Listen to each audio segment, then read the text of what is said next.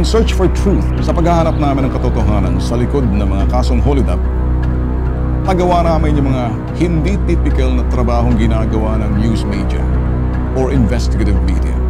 Stilong bitag, pamantay ng bitag. At ito'y pagpapasok sa kanilang baluarte, sa kanilang kampo, sa kanilang headquarters.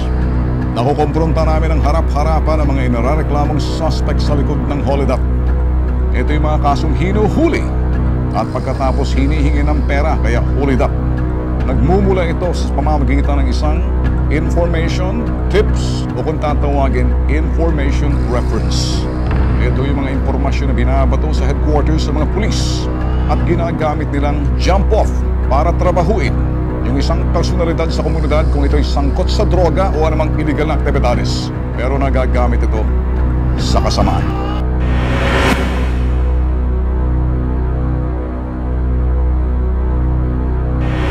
Isang kasong hold-up na hindi namin makakalimutan ay yung kasong hold-up na kinasangkutan ng mga pulis sa Kamuning Station sa Quezon City. Inilapit sa amin ang asawa ng biktima na kung saan pinasok daw ang kanilang bahay, kinalughog ang mga gamit, walang search warrant. Sa kasong ito, kinaladkad yung biktima, dinala sa presinto. At pagdating sa presinto, hiningan sila ng 300,000 pesos na ibinaba sa halagang 50,000 pesos. Dito, kumilos agad ang bitag. Nung hapon ding yon, tinungo ng bitag ng Regional Police Intelligence Operatives Unit ng National Capital Regional Police Office upang makipag-ugnayan sa sumbong ni Gina. Bago ikinasa ang operasyon, ipinatawag ni Colonel Jose Rivera sa asawa ng biktima ang suspect na si alias Abdul.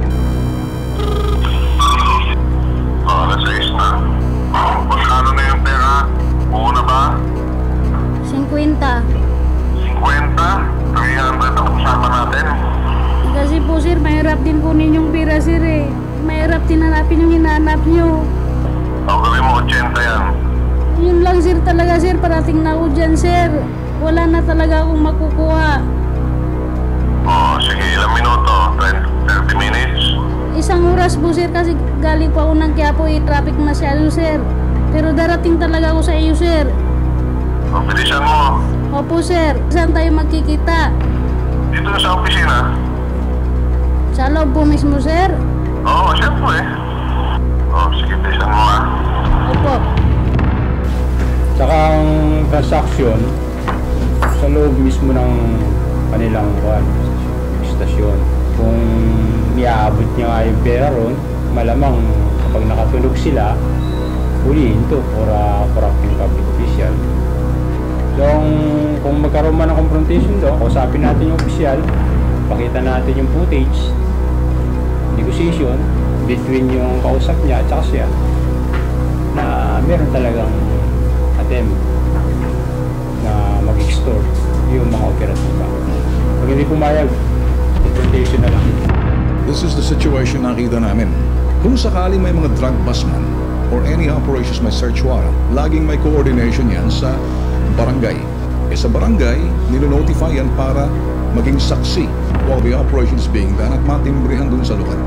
So for the year 2009, kauna-unahang transaksyon na gagawin ng bitag kasama ng RPIOU, titingnan natin kung magsasaksi itong plan na ina-execute ng RPIOU kasama ang bitag, katulong ang bitag.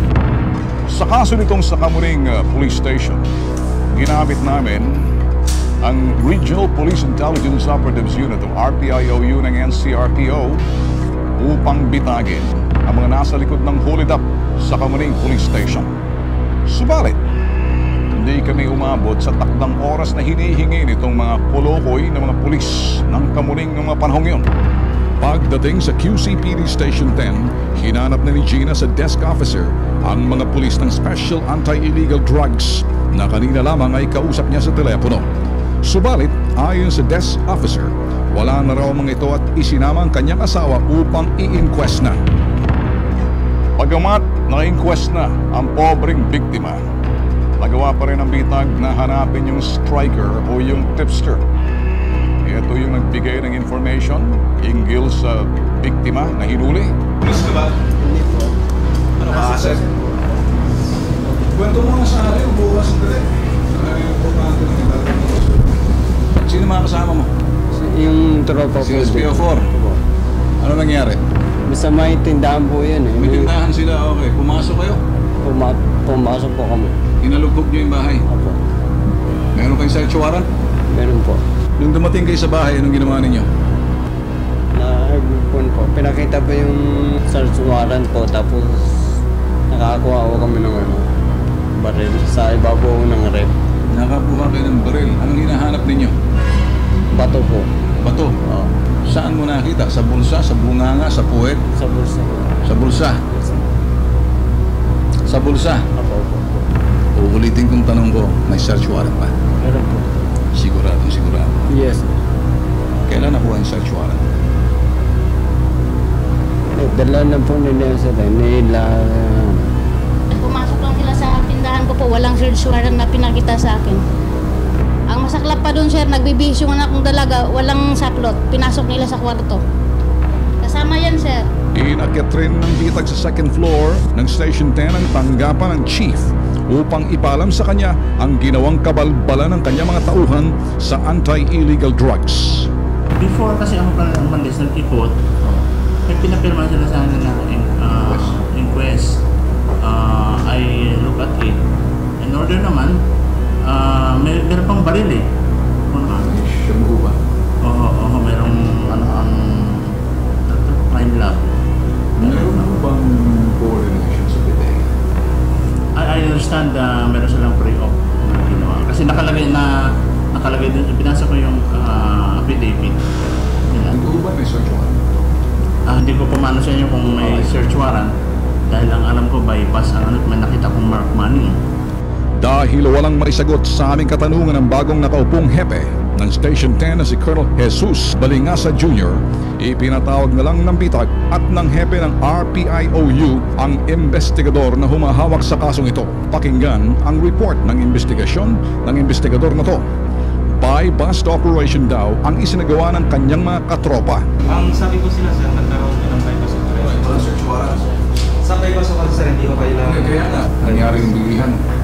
According ko sa sir, sa mga operatiba namin, nangyari daw po sir. Sa labas, sa loob ng bahay. Sa labas daw po sir. Sumarit, ayon naman sa striker ng illegal drugs na nakasama rin sa operasyon at naunang kausap ng bitag. Layout po ito.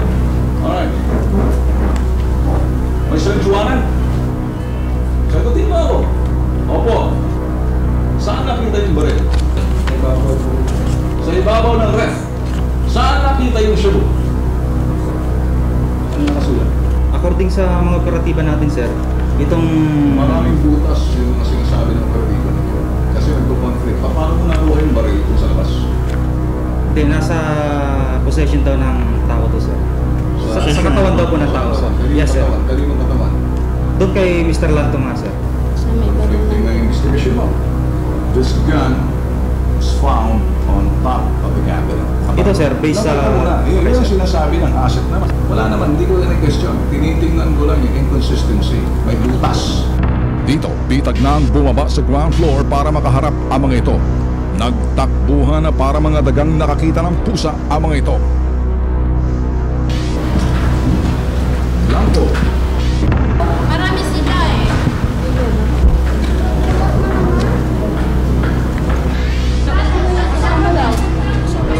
Sa operation. Sama ko sa operation. Sigurado ka? Bakit? Para nababag ang buntot ninyo. Kung wala kang kasalanan, di humarap ka. Ba't ka ang tagbang umiiwas? Kita mo yung samahan mong hindi lang ako magpagpigil eh. Baka mamaya, gulpihin ko yun eh. Sa ginawang hakbang ng bitag, na-relieve lahat ng mga pulis na sangkot dito sa kasong hold-up sa Kamuning Police Station. Nasampahan ng kasong administratibo ang mga pulis na narareklamo dito sa kasong hold-up.